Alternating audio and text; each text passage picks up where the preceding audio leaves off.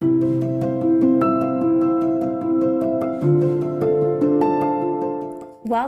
My name is Stephanie Valente, and I am a breast surgical oncologist here at the Cleveland Clinic. I'm going to serve as our moderator. On behalf of the Cleveland Clinic Breast Cancer Program, welcome to this recorded educational session for young women with breast cancer.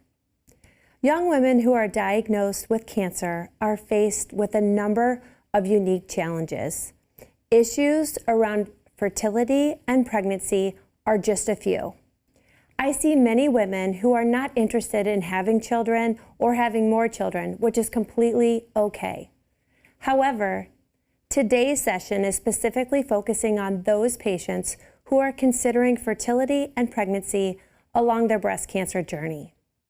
Cancer care is complex. It requires multidisciplinary specialists, which is why I have invited a few of my fellow Cleveland Clinic colleagues to participate in this important discussion. Joining me today is Dr. Erin Rush, a medical breast oncologist, Dr. Catherine Singh, who is a maternal fetal medicine specialist, and Dr. Mindy Christensen, who is the director of the Cleveland Clinic Fertility Center.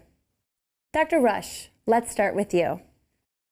From the perspective of a medical oncologist, can you explain how cancer or cancer treatment can affect fertility? Sure. So in regards to breast cancer therapy, so we think about chemotherapy, for example, and endocrine or hormonal therapy. So these treatments can impact ovarian function and as a result fertility. And I would add that also the time period during which these treatments are given. So for example, hormonal therapy can be given for somewhere between 5 and 10 years for young women. And this can occur during a time when they are focused on family planning and having children. So when is it important to consider fertility preservation during their breast cancer diagnosis? So when should we be thinking about this? Yeah, great question. I think that at the beginning, early on, it's really important to have these discussions with our patients. I would encourage patients as well to ask their providers about the impact of their cancer therapy on their fertility. So early on, and I think also along their treatment journey, it's important to rediscuss this important topic. Dr. Christensen, as a fertility specialist, can you share some of the fertility preservation options for young women who are newly diagnosed with breast cancer? The two main fertility preservation options that patients have are freezing embryos or freezing eggs. And so when I meet with a patient, we talk about the different options, we talk about their family building goals, and put a plan together based on that. What are some of the barriers that these young women face moving forward with fertility preservation?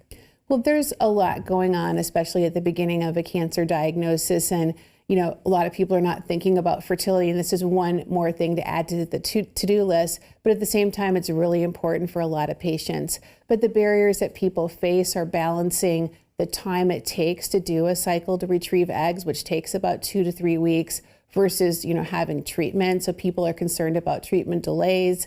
They're concerned about the financial impact, insurance authorization, and things like that, and just coordinating all the visits. So there's a lot of barriers that people have, but at the same time, there's a lot of support. So we're there to help people through the process. And Dr. Singh, is it safe to get pregnant while undergoing cancer treatment? Yes, that's a great question. In general, it's advised that people try to delay childbearing until after the cancer treatment is completed, until they're medically able to and mentally able to get pregnant. So usually we try to delay childbearing until the patient's in a good place. What type of contraception is safe while undergoing breast cancer treatment? Yeah, that's a really important topic. I think that sometimes patients going through this journey sometimes forget about contraception and about, delaying things until they're ready. So having that conversation with your OBGYN or your medical oncologist about what options you might have is really important. It should be about what the patient's comfortable with, what is safe in the cancer journey, should involve shared decision making. What's the timeline look like? So, for a woman who's maybe undergoing chemotherapy, who wants to preserve their eggs and maybe get pregnant, Can you guys kind of share what you would tell a patient who's newly diagnosed with cancer, who maybe just got married and is expecting to get pregnant soon? Yeah, so I'll start. I think first it's important, and I think our discussion here today highlights that this is multidisciplinary. It involves multiple providers, including a medical oncologist, their surgeon, radiation doctor, their gynecologist, and reproductive specialist, amongst others. And so I think it's important to realize that it's not a one-size-fits-all approach, and to talk with your provider about what that looks like for you. As Dr. Singh mentioned, we do try and complete cancer therapy prior to pregnancy, but there are ways to plan for that in the future. So I think, again, highlighting the importance of having these discussions early on. Dr. Christensen, is it safe to undergo fertility preservation prior to starting chemo, or is that too late at that point? No, it's not too late. It's actually ideal if someone can do a fertility preservation before starting chemotherapy. And it is safe. It does require what's called controlled ovarian hyperstimulation, or taking medication to stimulate the ovaries to make multiple eggs. Patients with a breast cancer diagnosis obviously have concerns about estrogen levels being high during the cycle, but we have special protocols that can help keep the blood estrogen levels low, so we can make everything as safe as possible. Whether a woman undergoes fertility preservation or not, many attempt to become pregnant after treatment. So Dr. Rush, what does pregnancy after breast cancer diagnosis treatment look like? Is it an option? How do you counsel patients at that point? Yes, so it certainly is an option, and I think that historically we've used kind of a time period of about 2 years after diagnosis and treatment. We also have a really important clinical trial that was presented and published not too long ago called the POSITIVE trial, that showed that for women with a specific type of breast cancer, hormone receptor positive breast cancer, early stage, that after a period of time on anti-estrogen therapy of at least 18 months, that they could interrupt treatment, interrupt their hormonal therapy for attempts at pregnancy. And that clinical trial showed, at least in the short term, no negative impacts on breast cancer outcome. So that's really reassuring data that we have to talk with patients about. Again, I would highlight, though, it's a very individualized discussion, and encourage patients, women, to talk with this about the provider to see if that's an approach that fits their care. So patients who are estrogen receptor positive, and let's say they're on tamoxifen for 2 years, they come off. How long are they off before they can try to get pregnant? So the trial used what we call a washout period, or time off of therapy, of about 3 months. And then the trial allowed up to 2 years off of treatment to allow attempts at conceiving and breastfeeding. What are some instances when it's not safe to interrupt hormonal therapy to try and get pregnant?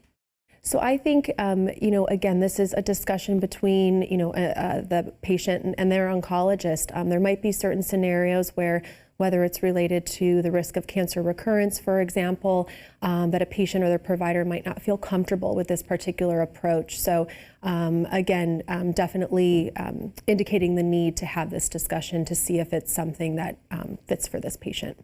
And what if they're not able to come off endocrine therapy? Are there other options, such as surrogacy, or anything that patients can discuss? Yeah, absolutely. There are multiple pathways to parenthood, is what we tell our patients. And so there's using a gestational carrier that we are very experienced with at the Cleveland Clinic Fertility Center, that we can help patients with. And patients can also explore adoption and other family building options. Some patients might not have the opportunity to undergo fertility preservation prior to starting their chemotherapy treatment. So what are some chances that they can become pregnant after they've done chemotherapy?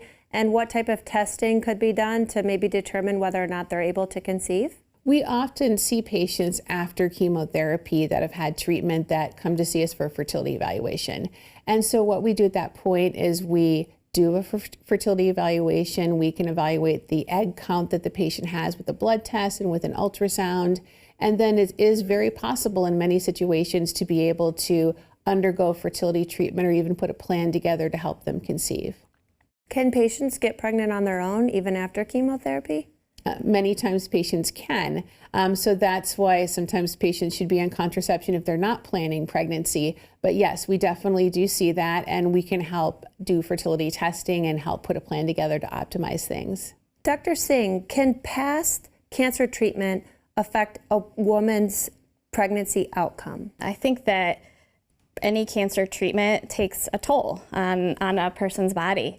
And so there is the potential that it could pose different risks for a pregnancy, but every patient's cancer treatment is different. Every patient's underlying medical situation is different.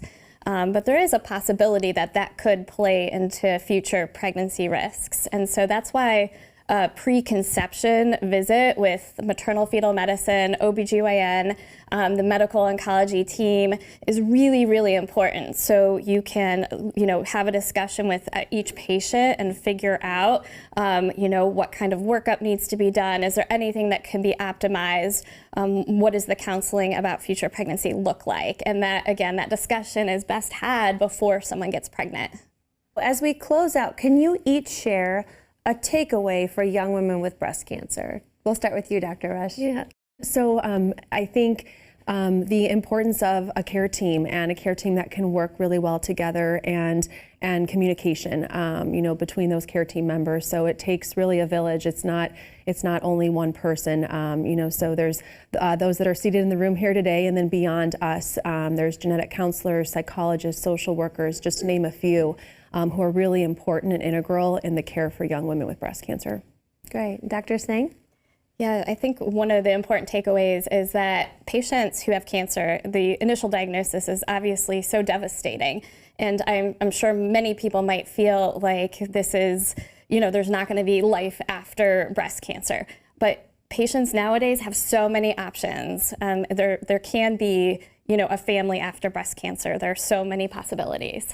Yeah, and if fertility is important to you, talk to your doctor, tell your doctor. Now, most of the time you will be offered a fertility preservation consultation, but it's really important to talk about fertility and bring it up. We're happy to see people to talk about plans. There's multiple pathways to parenthood, and so kind of the takeaway is to discuss it with your doctor. Well, thank you all for joining me as we discuss this important topic. And thank you for joining us as we discuss fertility and pregnancy considerations for patients with breast cancer. We hope that the insights shared by our panel of experts have provided valuable information and guidance for those navigating this complex journey. Remember, every patient situation is unique, and it's crucial to have open and ongoing conversations with your healthcare team to make informed decisions that are best for you. To connect with the breast cancer team at Cleveland Clinic, please call 866-223-8100. That's 866-223-8100. You can also visit our website at clevelandclinic.org/breastcancer. That's clevelandclinic.org/breastcancer.